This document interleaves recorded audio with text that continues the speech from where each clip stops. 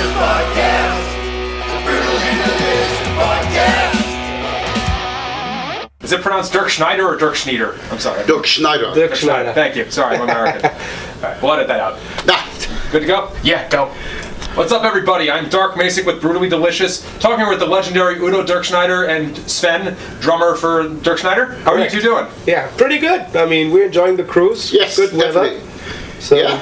it could be worse. Yeah, was a little bit windy on stage when we played Yeah, pool deck show on the was pool tough, deck. yeah. Ooh, Yeah. but anyway, But we made it. People loved yeah, it, so it's good. That was Yeah. good. The people was really into that and really I think they really enjoyed it. So we are happy. I think the people are happy. So perfect. Is this the first time you've done a cruise like this? No, we've done the Monsters of Rock cruise in 2019, I think. It was 2019, yeah.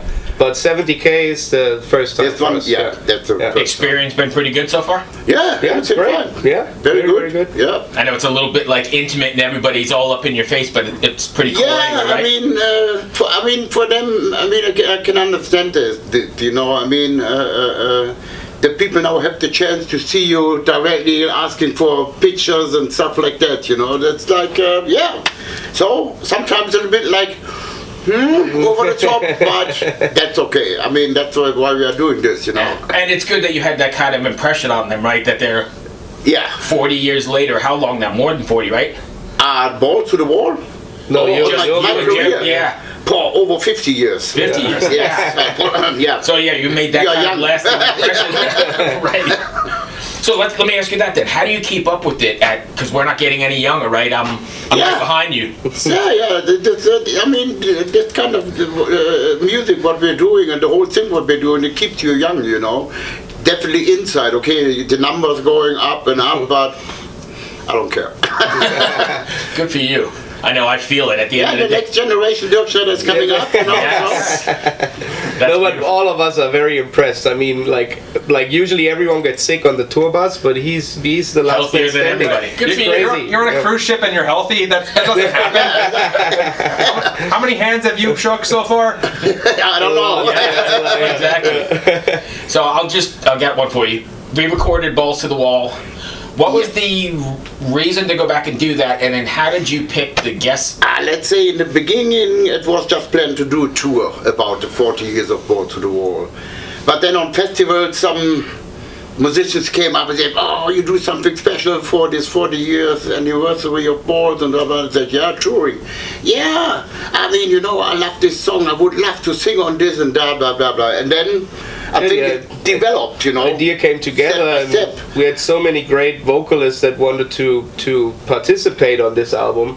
So we sat down and had a thought if we can, because it's very tough in managing all this. I mean, everyone is busy, everyone is Oh, yeah. touring and doing their own records And around the whatnot. world, right? Exactly. So it was quite challenging, but in the end it worked out. I think we got the last vocals in last minute.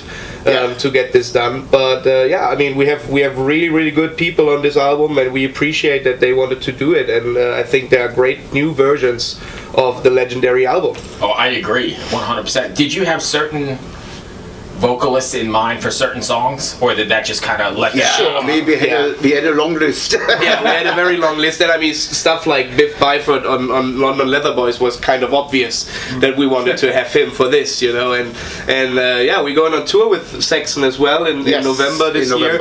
So I mean, it all makes perfect sense, and it's very good collaborations. Yeah, but so far all the singers, they did a great job on it, you know. For example, like Joachim of Sabaton, Ball to the Wall, he did a great job, and also D. Snyder on Losers and Winners. Yes. I mean, it's also like, and also Biff on London Leather Boys. Yeah. I mean, the thing was, we was not tell them and say, okay, you have to sing this line and this line and this line and this line. So sing the whole song, and then we can see which part fits together with my vocals, you know. Right. So, and then that's how when you you did listen, it. for example, when you listen to the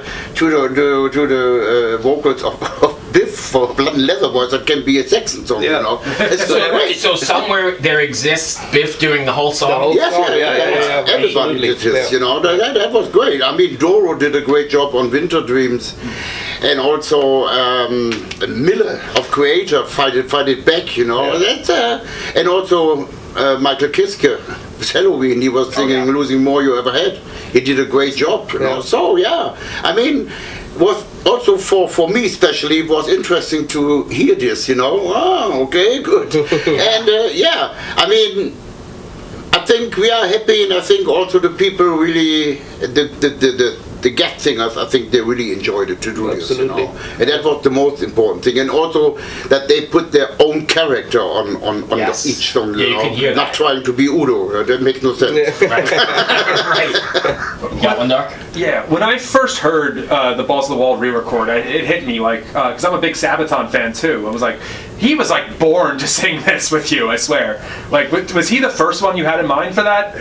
Actually, yes, yeah. We called him up because we have a long relationship with Sabaton. We played their festival multiple times, and we've always had a good time with them. Yeah. And so that was kind of natural, and he was totally up for it and wanted to do it. But it was also very interesting. He, for example, did the speaking part, and then he came back to us and said, "No, use Udo's because he does it better," you know. So, but it was super cool that everyone put his character and his style of singing onto the songs, you know.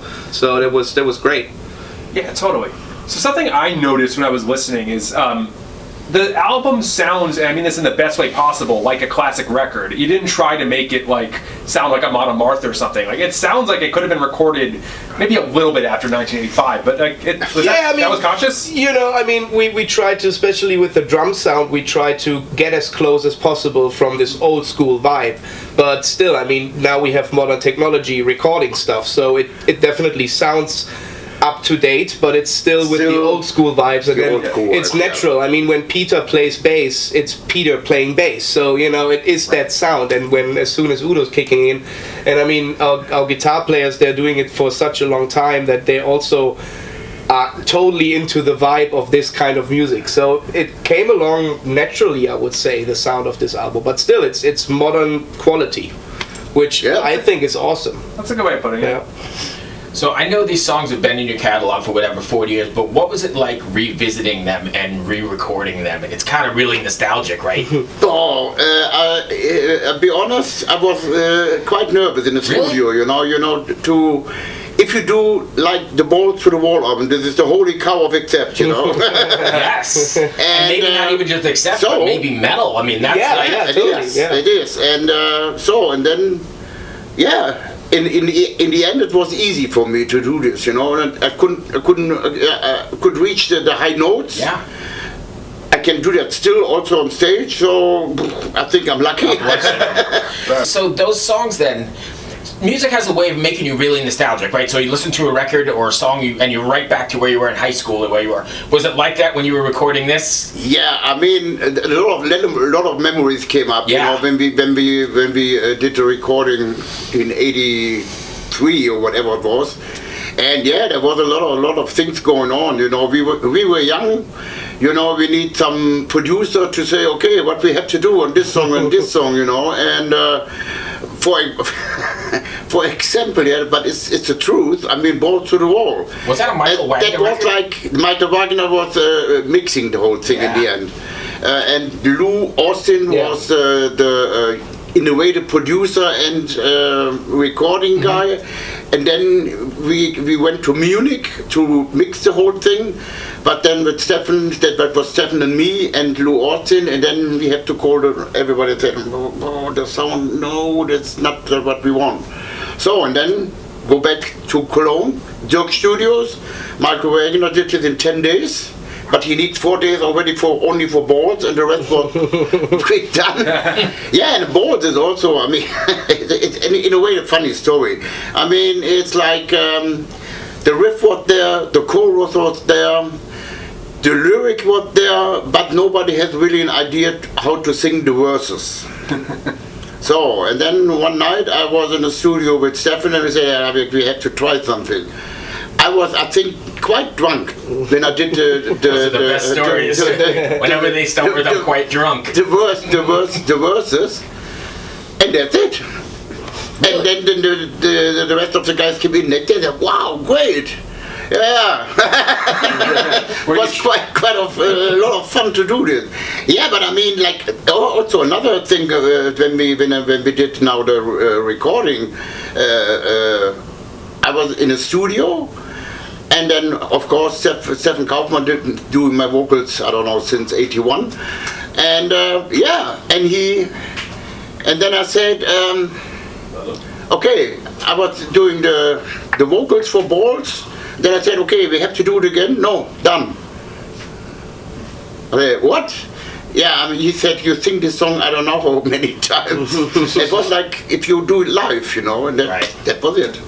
Yeah, I mean, in a way, it was easy. And also, I mean, I'm really now happy that we also on this tour can play Losing More You Ever Had. We never played this song. Right. Or Guardian of the Night, we played this with except, I don't know, maybe on 1 or 2 shows. And then we never ever played it again. I don't know why. And maybe that was also about the harmony vocals, you know, like stuff like that. That's what you told us. So that was only, they was not that good at this time. So, but now, I mean, the people really was freaking out when we did this in South America. We started with the whole thing in South America, and then Losing More You Ever Had, the people was like, whoa, you know. So also Guardian of the Night. I mean, that's great. So it's good. Now you can play the songs. Yeah. Perfect. I'm getting the hook here. They're trying to pull me out of the rib, but I do want to say before we go, thank you for your contributions to the metal world. Thank you are very the much. soundtrack to my life for sure. So when I got the chance to do this, I was very stoked. Thank you for taking the time. I'm like 25 or so years younger than he was, and it was for me too, for the record. Okay. Awesome. Yeah, that record's been in rotation for 40 years. Yeah.